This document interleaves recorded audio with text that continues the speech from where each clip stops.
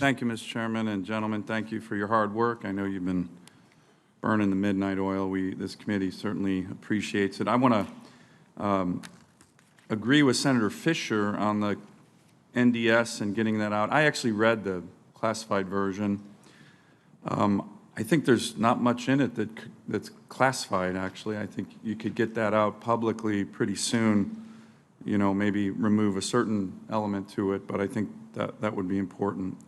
I was struck by pretty much everybody here, the chairman, all of you gentlemen, talking about how dire the global security challenges are, great power conflict increasing, more likely. General Miller, you said the greatest threat to global peace and security in your lifetime right now. So clearly, national security threats have increased since the last time you were here a year ago. Isn't that correct, Mr. Secretary, General Milley? Well, certainly, we've been focused on our pacing challenge of China. Yeah. Russia is an acute threat.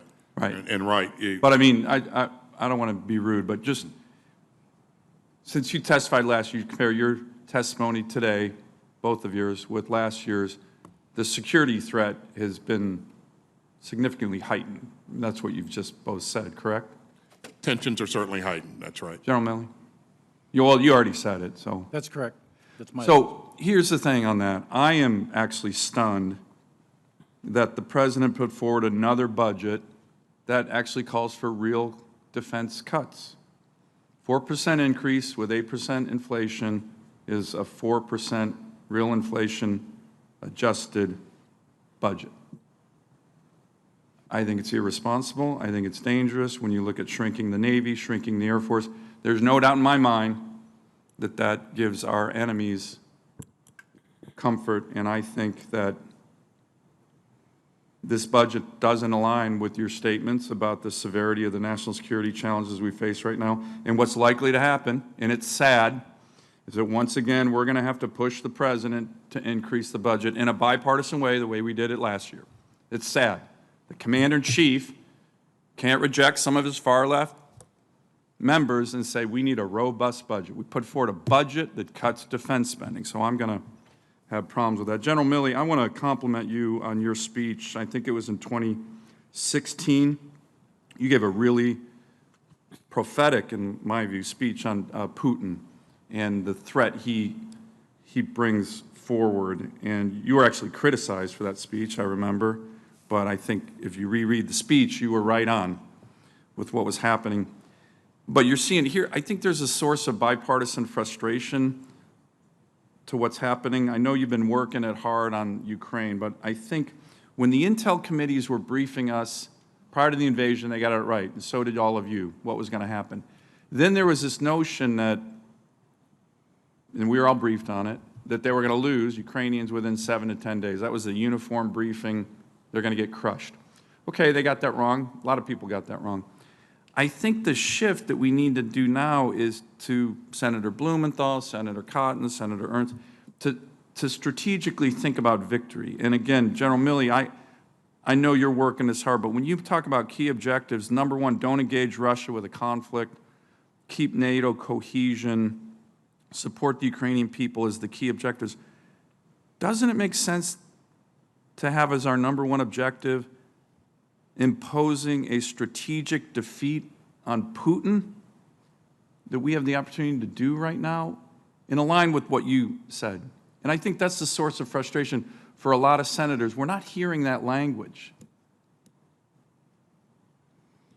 Yeah, I think, well, I've heard that language many times, actually. Well, I mean, you just listed 3 objectives that were, to be honest, they were all defensive sounding. Here's what we won't do. Here's what we won't do. Right. Here's what we will do. But what about, we're at a big moment. This is bigger than Ukraine. What about getting, if I may. Yes, sir, go ahead. At the national level, the President has said to us writ large, the national security team, to impose severe costs and do not let Putin win.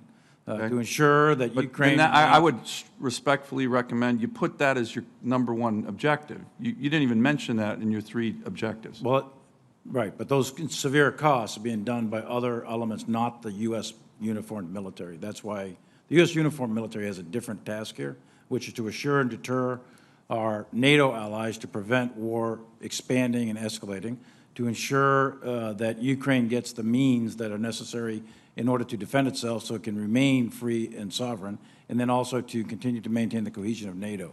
Those are the uniform military tasks. What I'm talking about are broader than just the uniform. I have one question, Mr. Chairman, that'll be quick, just one final one. There are press reports that the JCPOA consideration, one of the big red line debates right now, is for us to agree, us, the United States, to delist the IRGC as an organization that sponsors terrorism. The Iranians want it.